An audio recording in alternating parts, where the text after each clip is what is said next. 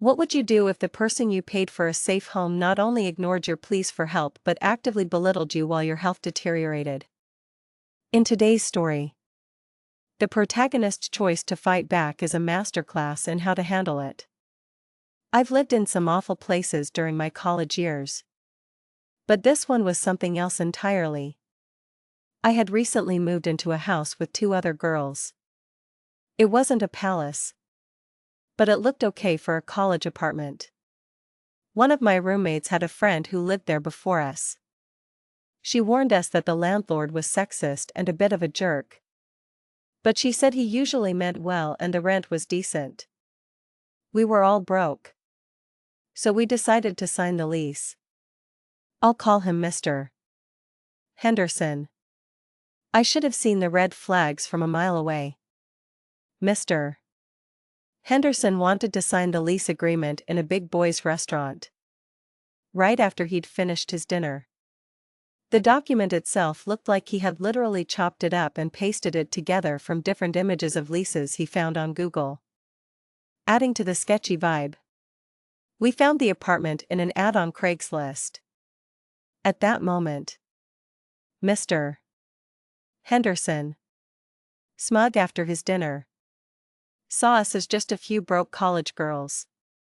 He was completely unaware that this sloppily prepared lease agreement would become a key piece of evidence in his own downfall. For the first few months, things were okay. I was living there alone before the next school year started. And I spent a lot of time at my boyfriend's place anyway. It was a split house, with our apartment on the first floor and another one in the basement. Before long, I started to notice things were off.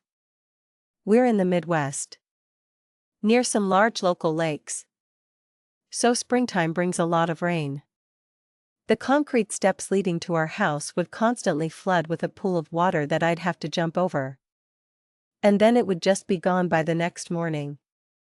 A persistent, musty smell started to permeate the house.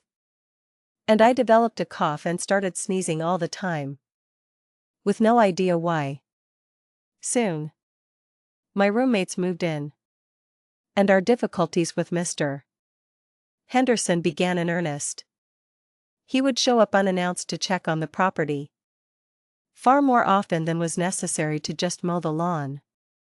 When we asked for our own copy of the lease, he actually argued with us about it.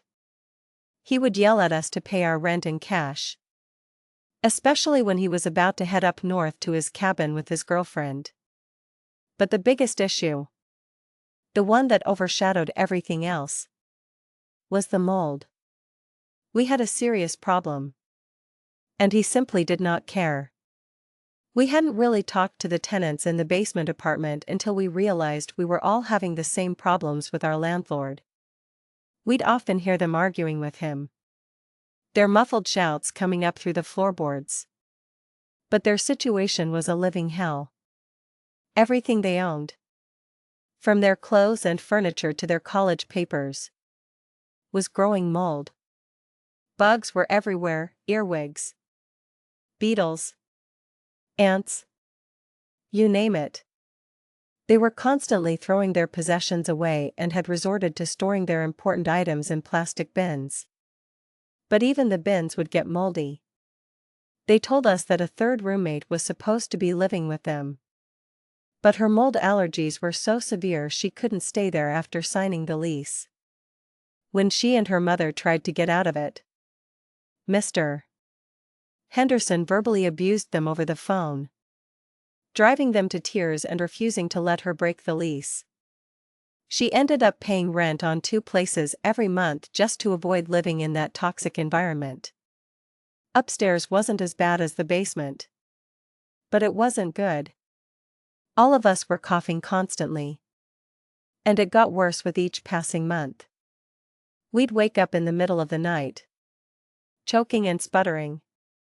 I even came down with a case of strep throat so severe that every swallow felt like glass, making my eyes water and forcing involuntary noises of pain from my throat. It's terrifying to think how long-term exposure can be so easily dismissed. One commenter on my original story shared a chillingly similar experience about their high school friend who was constantly sick. Everyone, including her doctor, thought she just had a weak immune system. It wasn't until her senior year, when they moved a dresser, that they discovered her bedroom walls were covered in black mold. For 10 years, she had been sleeping in a toxic room, her health slowly eroding without anyone knowing the cause. As an architecture student, I knew exactly what was happening. I tried to explain it to Mr. Henderson in clear, simple terms. "There's no air circulation," I told him. "Your concrete foundation walls aren't sealed. All that water I have to jump over by the steps. It's seeping directly into the basement, creating the perfect environment for mold." I pointed out patches on the roof that needed repair and the cheap patio doors on the basement apartment that sat in standing water whenever it rained. He just looked at us. To him, we were just girls complaining about silly things. He brushed me off. Even after I explained that I was literally studying this stuff in school and knew what I was talking about. He refused to let us out of the lease. This revealed Mr. Henderson's greatest fatal flaw, his arrogance and sexism. He couldn't fathom that the very people he looked down on held the precise knowledge to bring his entire shoddy operation crashing down. He had also fallen into a classic slumlord trap. As another person commented online, blaming the tenant's lifestyle for the mold, rather than addressing the fundamental structural issues of the property. That was it. All of us, from upstairs and downstairs, decided we were getting out, no matter what it took. We launched a full-scale operation. We dove into the legal codes for tenants in our state and city. We started paying attorney fees. We took hundreds of photos of mold, documenting every spot we could find. We compiled statements, talked to city staff, and even the police. After I deferred my rent payment just to force him to give us a copy of our own lease, we finally had the fraudulent document to add to our growing file. We also found an ally, a landlord at a reputable rental company in town, who I'll call Mr. Davis, was appalled by our story.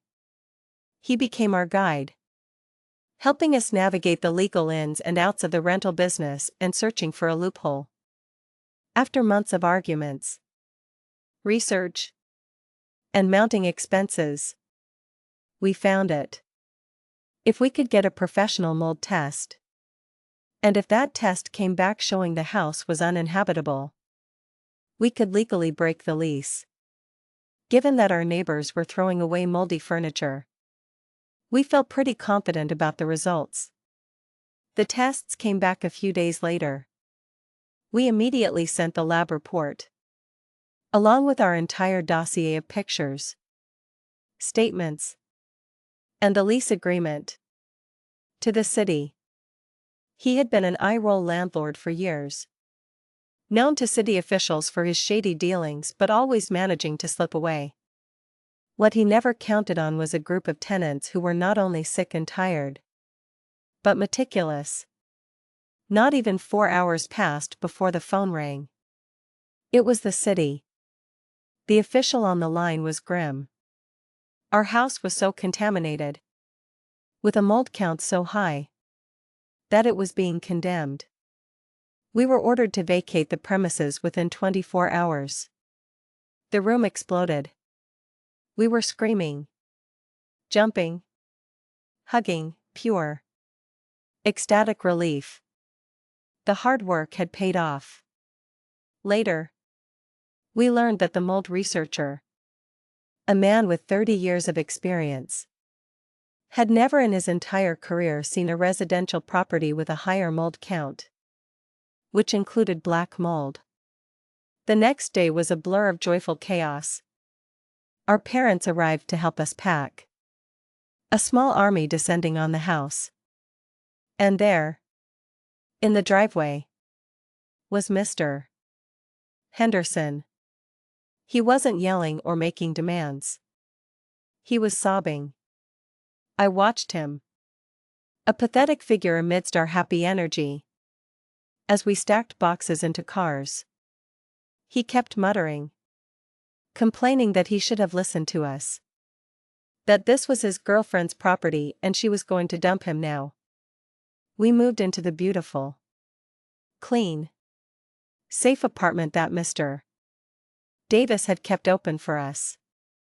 The next day, we all went back to the old house and took a picture.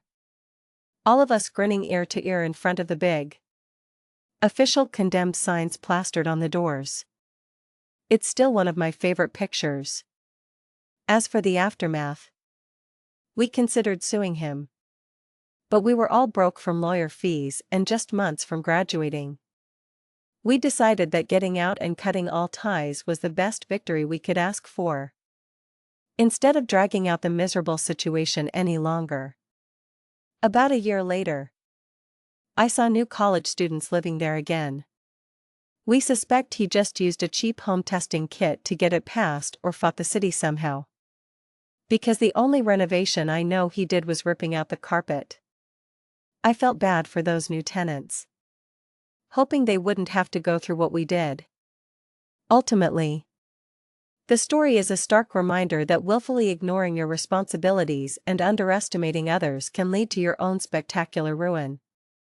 A little respect and due diligence would have saved him everything. Have you ever had to fight back against someone in power who refused to listen? Let us know about your experience in the comments below.